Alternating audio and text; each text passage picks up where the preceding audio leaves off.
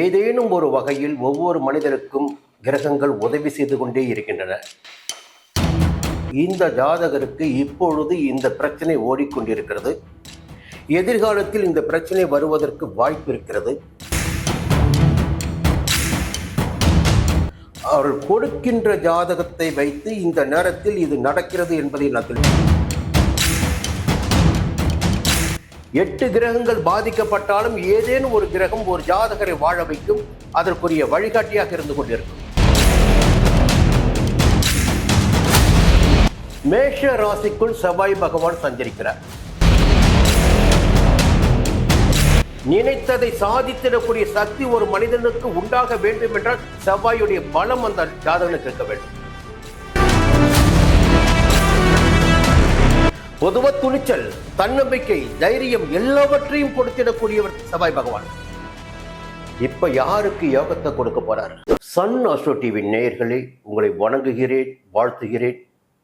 ஒவ்வொரு நாளும் உங்களை பற்றிய சிந்தனை எனக்கு அதிகமாக இருந்து கொண்டிருக்கிறது.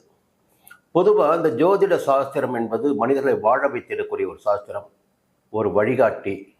ஏதேனும் ஒரு வகையில் ஒவ்வொரு மனிதருக்கும் கிரகங்கள் உதவி செய்து கொண்டே இருக்கின்றன. அதை உங்களுக்கு தெளிவாக உரைக்க வேண்டும், வழிகாட்ட வேண்டும் என்ற நோக்கத்தில் தான் இந்த துறைக்கு நான் வந்திருக்கிறேன். இது ஒரு அறிவியல் சாஸ்திரம் என்பதை கண்டுபிடிச்சோம் நான். அப்போ என்னிடம் ஜாதகம் கொண்டு வருபவர்களுடைய ஜாதகத்தை பார்க்கும்போதே, ஒரு நிமிடம் பார்க்கும்போது போதுங்க, அந்த ராசி, நட்சத்திரம், திசாபுத்தி, கிரகங்கள் அமர்ந்துள்ள சூழ்நிலை எல்லாவற்றையும் பார்த்த உடனே இந்த ஜாதகருக்கு இப்பொழுது இந்த பிரச்சனை ஓடிக்கொண்டிருக்கிறது, எதிர்காலத்தில் இந்த பிரச்சனை வருவதற்கு வாய்ப்பு இருக்கிறது என்பதை தெளிவாக சொல்லக்கூடிய அளவிற்கு ஜோதிட சாஸ்திரம் எனக்கு அறிவினை வழங்கியிருக்கிறது. என்னிடம் வருபவர்களும் அதை சரியாக புரிந்து கொண்டு நான் சொல்வது சரி என்று என்னிடமே சொல்கின்ற நிலை இப்பொழுது எனக்கு ஏற்பட்டிருக்கிறது என்றால் இந்த ஜோதிட சாஸ்திரம் எந்த அளவிற்கு உண்மையானது என்பதை நீங்கள் தெரிந்து கொள்ள வேண்டும்.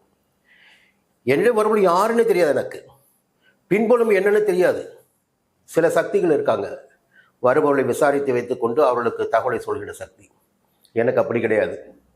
வருபவர்கள் யாருன்னு தெரியாது, அவளுடைய பின்புலம் என்னவென்று தெரியாது, அவளுடைய குடும்பம் தெரியாது, ஊர் தெரியாது, எதுவும் தெரியாது. அவர்கள் கொடுக்கின்ற ஜாதகத்தை வைத்து இந்த நேரத்தில் இது நடக்கிறது என்பதை நான் தெளிவாக சொல்ல முடிகிறது. அப்போ கிரகங்கள் எத்தனை வலிமை படைத்தவை, மனித வாழ்க்கையை புரட்டி போடக்கூடியவை. ஒவ்வொரு கிரகம் திசாபுத்தி நடத்துகின்ற போது அதனுடைய காரகத்தை ஒவ்வொரு ஜாதகருக்கும் வழங்குகின்ற நிலை, இதையெல்லாம் தெரிந்து கொண்டதால் தான் உங்களுக்கும் ஒரு வழிகாட்டியாக இந்த ஜோதிட கலை இருக்கும், ஜோதிட சாஸ்திரம் இருக்கும் என்ற நம்பிக்கையோடு இந்த பணியை தொடர்ந்துட்டு இருக்கேன். இப்போ ஒரு நல்ல தகவல் உங்களுக்கு சொல்ல போறேன். பொதுவா ஏதாகிலும் ஒரு ராசிக்கு ஏதாகிலும் ஒரு கிரகம் எந்த நிலையிலாவது ஒரு யோகத்தை உண்டாக்கும். எல்லா ராசினருக்குமே எப்பொழுதுமே பாதகமான நிலைப்பாடு என்பது நிச்சயமாக இருக்காது. 8 கிரகங்கள் பாதிக்கப்பட்டாலும் ஏதேனும் ஒரு கிரகம் ஒரு ஜாதகரை வாழ வைக்கும், அதற்குரிய வழிகாட்டியாக இருந்து கொண்டிருக்கும்.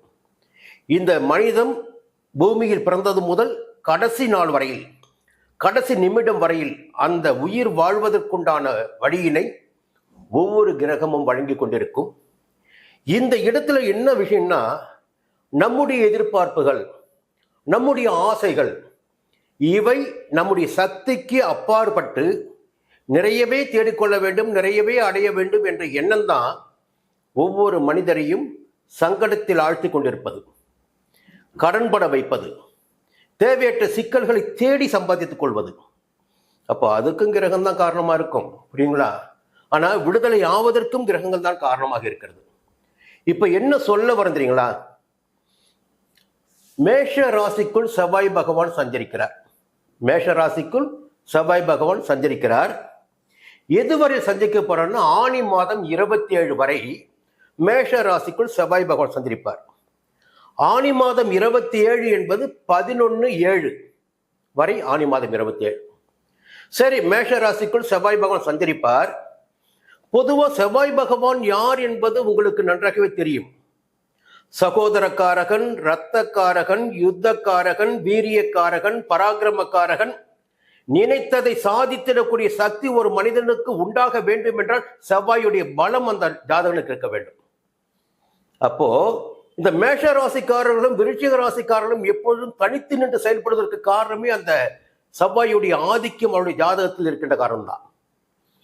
இந்த நேரத்தில் இப்பொழுது மேஷ ராசிக்குள் செவ்வாய் பகவான் ஆட்சியாக சஞ்சரிக்கிறார். அந்த சஞ்சார நிலை இப்ப குரு பயிற்சி வருது, குரு ஒரு ராசிக்குள் சஞ்சரிக்கிறாரு. சனி பயிற்சி வருது, சனி ஒரு ராசிக்குள் சஞ்சரிக்கிறாரு. ராகு கேது பயிற்சி வருது, ராகு கேது பயிற்சி 2 ராசிக்குள் சஞ்சரிக்கிறார். அதே போல ஒரு ராசிக்குள் 45 நாட்கள் சஞ்சரித்திடக்கூடியவர் செவ்வாய் பகவான். ஒரு மனிதனுடைய வாழ்க்கை முன்னேறுவதற்கும் பின்னடைவு உண்டாவதற்கும் 1 நாள் 2 நாள் 1 நிமிடமே போதும். 45 நாட்கள் ஒரு ராசிக்குள் செவ்வாய் பகவான் சஞ்சரிக்கின்ற போது எந்த விதமான பலன்கள் ஏற்படும் என்று நினைத்து பாருங்கள். பொதுவா துணிச்சல், தன்னம்பிக்கை, தைரியம் எல்லாவற்றையும் கொடுத்திடக்கூடியவர் செவ்வாய் பகவான். இப்ப யாருக்கு யோகத்தை கொடுக்க போறார்? முதல்ல ஒரு தகவல் சொல்லிடுறேன். மிதுன ராசினருக்கு 11ஆம் இடத்தில் சஞ்சரிக்கிறார் செவ்வாய் பகவான். இப்பொழுது ஆனி மாதம் 27 வரை மிதுன ராசினருக்கு 11ஆம் இடமான லாபஸ்தானத்தில் சஞ்சரிக்கிறார். ஒரு பெரிய தகவல் இருக்கு. இன்னொரு பக்கம் சமீப காலத்தில் சனி பகவான் வக்கிரம், குரு பெயர்ச்சி, ராகு கேது சஞ்சார நிலை, எல்லா நிலைகளுமே மிதுன ராசினருக்கு எதிர்மறையாக மாறிக்கொண்டிருக்கிறது. அப்போ ஏதாயிலும் ஒரு கிரகம் வேறு ஒரு கிரகம் அவருக்கு சாதகமாக இருக்கணும். அப்போ அந்த வேலையை இப்பொழுது யார் செய்கிறார் என்றால் செவ்வாய் பகவான். செவ்வாய் பகவான் மேஷ ராசிக்குள் ஆட்சியாக சஞ்சரிக்கின்ற போது மிதுன ராசினருக்கு இருந்த பொருளாதார சிக்கல்கள், பொருளாதார தடைகள் எல்லாம் விலக ஆரம்பிக்கும். வருமானத்தில் இருந்த தடைகள் விலக ஆரம்பிக்கும். தொழிலில் வியாபாரத்தில் முன்னேற்றம் ஏற்பட ஆரம்பிக்கும். உத்தியோகத்தில் ஏற்பட்ட பிரச்சனைகளுக்கு விடிவு கிடைக்கும். வழக்குகள் இருந்தால் வழக்குகள் சாதகமாகும். ஜனவசியம் என்பது ஏற்படும். மக்கள் செல்வாக்கு அதிகரிக்கும். செய்து வருகின்ற தொழில் வாடிக்கையாளர்கள் அதிகரிப்பார்கள். வருமானம் பல வகையிலும் வர ஆரம்பிக்கும். துணிச்சலுடன் தன்னம்பிக்கையுடன் செயல்படக்கூடிய நிலையும் அதற்குரிய வருமானமும் யோகமும், ஒரு சிலருக்கு இடம் பூமி வீடு வாங்கிடக்கூடிய நிலையும் 11ஆம் இடத்தில் சஞ்சரிக்கின்ற செவ்வாயால் மிதுன ராசினருக்கு ஏற்பட இருக்கிறது. அடுத்த ஒரு ராசி விருச்சிக ராசி. விருச்சிக ராசியின் நாயகன் செவ்வாய் பகவான். அவர் மற்றொரு ராசியான மேஷ ராசிக்குள் ஆட்சியாக சஞ்சரிக்கிறார். மேஷ ராசியும் விருச்சிகமும் செவ்வாய் பகவானுடைய ஆதிக்க வீடுகள் தான். அப்போ அந்த ராசி விருச்சிக ராசிக்கு 6வது வீடு. பொதுவாக 6வது வீட்டில் செவ்வாய் பகவான் சஞ்சரிக்கின்ற போது, அங்கே ஆட்சியாக அவர் சஞ்சரிக்கிறார், சஞ்சரிக்கின்ற போது எந்த ஒரு ராசினராக இருந்தாலும் அந்த ராசினருக்கு உடல்நிலை சீராகும், மனநிலை சீராகும். வியாபாரத்தில் தொழிலில் இருந்த போட்டியாளர்கள் விலகிச் செல்வார்கள். வழக்குகள் ஏதேனும் இருந்தால் வழக்குகள் சாதகமாக முடியும். செல்வாக்கு அதிகரிக்கும். சமுதாயத்தில் மதிப்பு உண்டாகும். புதிய சொத்து சேரும். நினைத்ததை எல்லாம் சாதித்துக் கொள்ளக்கூடிய சக்தி உண்டாகும். 6ஆம் இடம் ருணரோக சத்துருஸ்தானம், எதிரிகளை வீழ்த்திடக்கூடிய இடம் 6ஆம் இடம். அப்போ அந்த இடத்துல செவ்வாய் பகவான் சஞ்சரிக்கின்ற போது விருச்சிக ராசினருக்கு அபரிமிதமான யோகத்தை, செல்வாக்கை, அந்தஸ்தை அனைத்தையும் வழங்குவார். வாழ்க்கையில 2 மட்டும் போதும் வாழ்க்கைக்கு. 1 ஆரோக்கியம் வேணும், எதிர்ப்பு இல்லாத வாழ்க்கை வேணும். இந்த 2ம் ஒரு மனிதருக்கு இருந்து விட்டால் அந்த மனிதனுடைய வாழ்க்கை சுபிட்சமாகும். எந்த விதமான சங்கடமும் அந்த மனிதனுக்கு ஏற்படாது. அடுத்து இன்னொரு ராசி கும்பராசி. சமீப காலத்தில் அதிகபட்சமான நெருக்கடிக்கு ஆளான ஒரு ராசி கும்பராசி.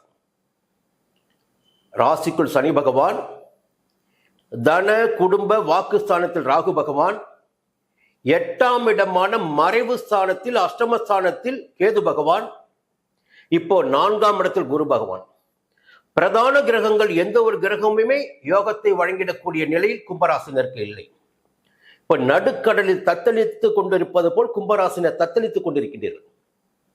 இப்போ உங்களுக்கு ஒரு விடிவுகாலம் வரணும் இல்லையா? படைக்கப்பட்டவர்கள் நீங்கள் வாழணும், அதற்குரிய வழியை கிரகங்கள் உண்டாக்கணும் உங்களுக்கு. அப்போ 3ஆம் இடத்தில் ஆட்சியாக சஞ்சரிக்கிறார் உங்கள் ராசிக்கு செவ்வாய் பகவான்.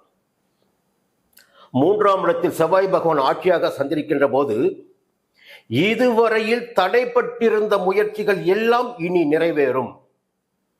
இப்பொழுது நீங்கள் எடுக்கின்ற முயற்சிகள் எல்லாம் நிறைவேறும்.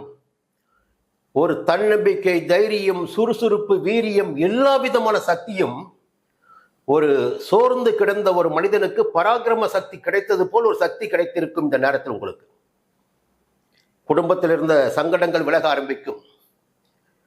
உங்களால் வாழ்க்கை துணைக்கு சந்தோஷம் கிடைக்கும்.